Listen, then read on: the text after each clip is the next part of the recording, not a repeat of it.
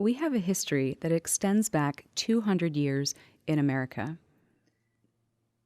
I'll talk more about this, and what's important to focus on is how the language survived through that entire time, despite having faced a number of challenges. In the early years of that history, people worked on creating ways to bolster the language and the community. I'll describe this 19th century infrastructure. To succeed, several key components were needed to support widespread use of sign language, or an infrastructure. Here are some of those components. There is research from the earliest years of ASL. This was conducted at a school for the deaf in Hartford by scholars from nearby Yale College. The college would send students to the deaf school in order to analyze and learn sign language. They also tried to find what grammar the language had in comparison to other languages. This was a significant contribution, helping ASL to grow.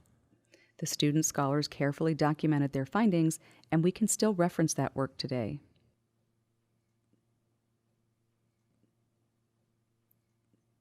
Next, the community also had plans to make sure that people would use language properly. Their approach was two-pronged. First, they formed literary societies. After students graduated from school, they still wanted to be involved, so they formed a literary society for each school to serve current students by having alumni give theatrical performances and oratorical lectures in order to build their language skills. Second, those schools also needed teachers. They could be deaf or hearing, so there were procedures for how hearing people could join the community, which meant that they had to learn sign language. There were selected individuals noted for their language proficiency who were designated as sign masters. It was their responsibility to guide newcomers, helping them navigate an immersive learning experience. One sign master could take on a number of apprentices and sometimes call upon other signers to assist newcomers. This way, new signers could progress on their own through this immersion. This was how they created a strong infrastructure for a community of proficient signers.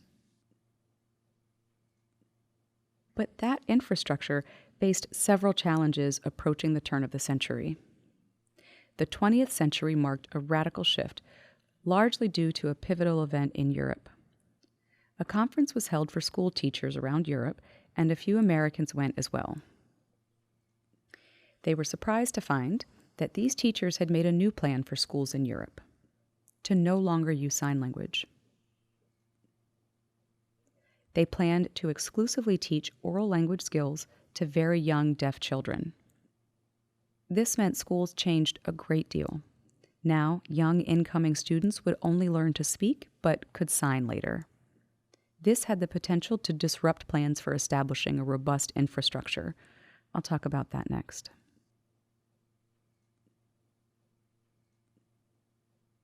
What's important about this change in plans is that it meant they couldn't sustain two languages. Issues soon arose around the neglect of sign language, as well as a disregard for furthering one's proficiency. Language neglect means that throughout the 20th century, people no longer engaged in literary societies, so they disbanded across the country. That's one example. Sign masters were no longer used. There are some today, but they're only used in theatrical settings. Theater companies will hire someone to consult on how to sign appropriately in a given play, but that's about it. In the 19th century, however, sign masters were intended to teach language. That's how these changes occurred. At the same time, the students from Yale College stopped doing their research on sign language. Thus began gaps in original knowledge as it was no longer being passed on, giving way to a dark period for the deaf community about sign language. Now, these images represent a time frame, and the dark period occurs here. The story that the deaf community knows now, and what new signers are told about our history, is primarily only about this time frame. Little else is discussed about the years that followed. Now, most deaf people grow up not knowing that there's more information that we're now finding out about our history. We'd have to look things up on our own. In addition to looking things up, new research has also emerged. There's a renewed interest in knowing more about sign language. Interestingly, in spite of the dark period, ASL is alive and well today. How is that possible? I'll highlight a few key points that allowed the language to flourish through that time. First are contributions to grammaticalization. Grammar can be reinforced by children because they have innate capabilities for knowing what it means to make language regular, including what best fits a visual modality. Even if their parents or people at school communicate in different ways, children will filter the input, selecting structures that are optimal for sign language continuity. The same thing happens elsewhere in the world for spoken languages, as hearing communities come into contact with each other. But it's the children that are born and raised in these communities who grow up selecting the best forms from such mixtures. Studies show that even if the parents use a pidgin language, resulting from language contact among people from different cultures with different languages, once they have children, it's the children who regularize the language. This language is different from the adults and is called a Creole language. Now, ASL seems to have followed the same exact pattern throughout its history. Another contribution comes not just from children, but from adults as well. As adults join the community, they have to immerse themselves, learning how to understand and converse with people in sign language. Once they reach a level of mutually intelligible skill, that is passed on as natural language. Challenges to sustainability. This means that today we still face substantial challenges. One is a demographic trend toward mainstreamed education. Today, young children are being raised very differently than years ago. In years past, children went to one place, a school that served an entire state, and each state had one school that all deaf children went to. But now, people know it's not good to send children away to residential schools, preferring to keep their children at home. The solution for their education has been to provide interpreters, making sure that the child navigates the school system in a normal way.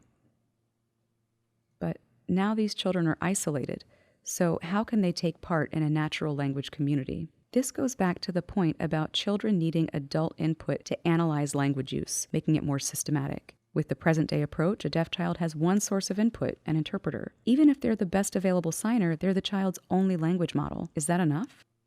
Another challenge is around immersion. A lone deaf child primarily interacts with an interpreter in the classroom. Even if their peers learn some sign language, they still don't have people who are more fluent than they are in their everyday environment, which presents a dire challenge.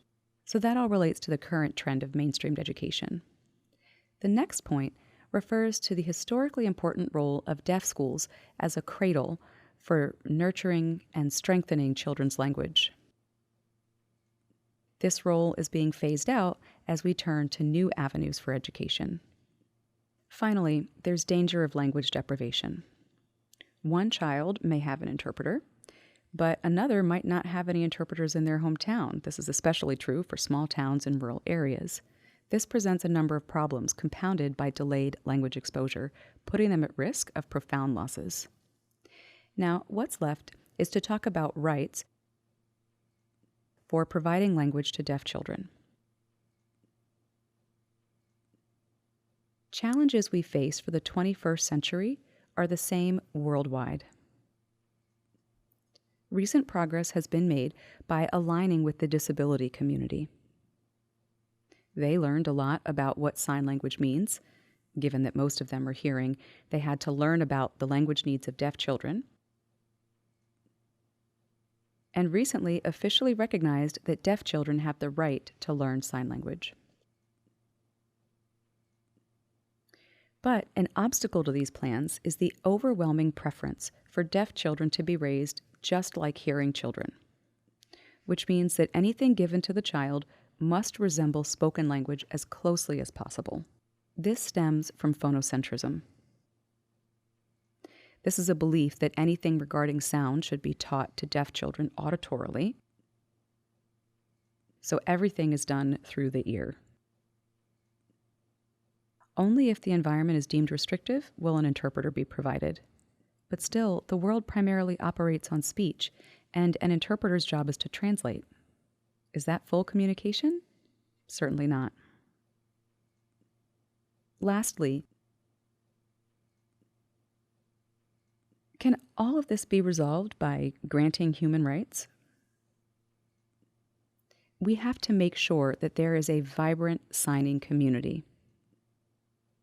As people consider how to do this, one option is to recognize that ASL has a long history that has largely been neglected. We can revitalize this heritage, providing the community with the same components as before in order to rebuild a stronger infrastructure.